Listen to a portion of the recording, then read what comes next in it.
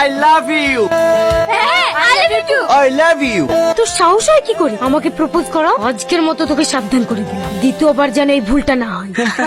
কিরে বড় বড় ডায়লগ মারছিলিস যে? ভেরি গেস, হ্যাঁ ভেরি গেস। ফুসকালে শেষে লাইন করতে। এই, ওকে প্রপোজ করতে যাওয়ার কি দরকার ছিল? তুই জানিস না ও তোকে একদম পাত্তা দেয় না। আর শুধু তোকে কেন, ও কলেজে কোনো ছেলেকে পাত্তা দেয় না। যাকে ও সব কথা বাদ দে, মেয়ে ছেলের হাতের মার ও অত বেশি লাগে না। চ, যে মেয়েগুলোকে পটালাম তাদের কাছে যায়। তুই যা, আমি যাবো না। আমি ওর জন্য আমার বন্ধুদের সবার কাছে ছোট হয়েছি। আমি ওকে প্রেম করে দেখাবোই যে আমি কি পারি। কিরে এইভাবে বসে আছিস যে? তোর মন খারাপ নাকি? চ, কাল যে মেয়েগুলোকে পটালাম ওদের সাথে একটু গল্প করি গিয়ে। আমার ভালো লাগছে না, তুই যা। এক চোরে এত পরিবর্তন হয়ে গেলে?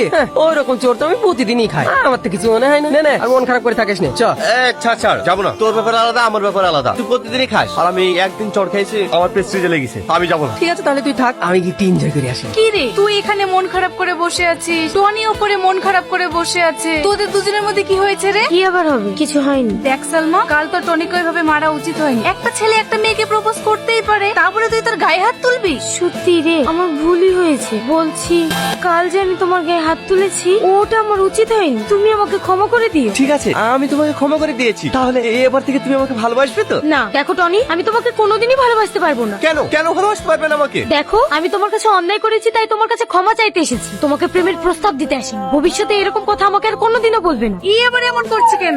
আমি চাই টনি যেন চর না খাই। একটা চর খেয়ে যদি এত পরিবর্তন হয়, আর একটা চর মারলে তো কলেজে আসাই ছেড়ে দেবে। তাই চল দুটো গার্ড করছিলাম। আমি তোমার বন্ধুকে কোনোদিনই মারবো না, শুধু তোমার বন্ধুকে মানা করে দিই আমার পিছনে যেন না লাগে। টনি, কাল থেকে দেখছি তুই মন খারাপ করে বসে থাকছিস। কি হয়েছে রে তোর? কই না তো আব্বা, কিছু হয়নি। তুই অতটা বড় হইসনি যে তোর বাপের চোখকে ফাঁকি দিবি। সত্যি করে বল, কি হয়েছে তোর? কি হলো, চুপ করে থাকলি যে? দেখ টনি, ছোটবেলা থেকে তোর সঙ্গে আমি বন্ধুর মতো মিশছি, তাহলে আমাকে বলতে অসুবিধা কোথায়? কি হয়েছে আমাকে বল। আব্বা, আমি একটা কলেজের মেয়েকে অনেক পছন্দ করি, আর তাকে আমি খুব ভালোবাসি, কিন্তু মেয়েটা আমাকে পাত্তা দেয় না। কেন পাত্তা দেয় না আমি সেটা কোনো মতেই বুঝতে পারি না। ও তাহলে এই ব্যাপার, এটা তো চিন্তা করার কি আছে? তুই এক কাজ কর, ও মেয়েটার বাড়ির ঠিকানাটা দি, আমি ওর আব্বার সঙ্গে কথা বলে তোদের দুজনের বিয়ে দেওয়ার ব্যবস্থা করছি। না আব্বা, কে কোনো লাভ হবে না। ও মেয়েটা আমাকে পছন্দ করে না, আর আমাকে ও বিয়েও করবে না। আরে তোর বাপ এখনো বেঁচে আছে, তুই চিন্তা করছিস কেন? আমি যেভাবে ওকে মেয়েটাকে রাজি করাবো।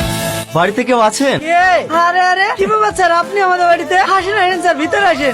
কোথায় গেলে? এই দেখো কারা এসছে, দেখো। কে ইনি? আর আমি যে ফ্যাক্টরিতে কাজ করি সেই ফ্যাক্টরির মালিক, তিনি আমাদের স্যার। হ্যাঁ, আমাদের কি সৌভাগ্য, আপনি আমাদের বাড়িতে এসেছেন। আসেন আসেন, বসেন। যেটা বলার জন্য এসেছি, সালমা কি তোমার মেয়ে? হ্যাঁ স্যার, সালমা আমারই মেয়ে। কিছু হয়েছে নাকি? আরে না না, তেমন কিছু না। আসলে আমার ছেলে আপনার মেয়েকে খুব ভালোবাসে, তাই বিয়ের প্রস্তাব নিয়ে এসেছি। যদি আপনাদের কোনো আপত্তি না থাকে। হ্যাঁ, আপত্তি কেন থাকবে? এ তো আমাদের সৌভাগ্য, আমার মেয়ে আপনার বাড়ি বৌমা হয়ে যাবে। এ তো খুব খুশির খবর। তাহলে তো ভালোই হলো, একটা ভালো দিন দেখে এই 4 হাত এক করে দেওয়া হোক। আপনি দিনটা দেখুন, আপনি যেদিনকে বলবেন আমি সেদিনকেই আমার মেয়ের বিয়ে দেব। না মা, আমি ওকে বিয়ে করতে পারবো না।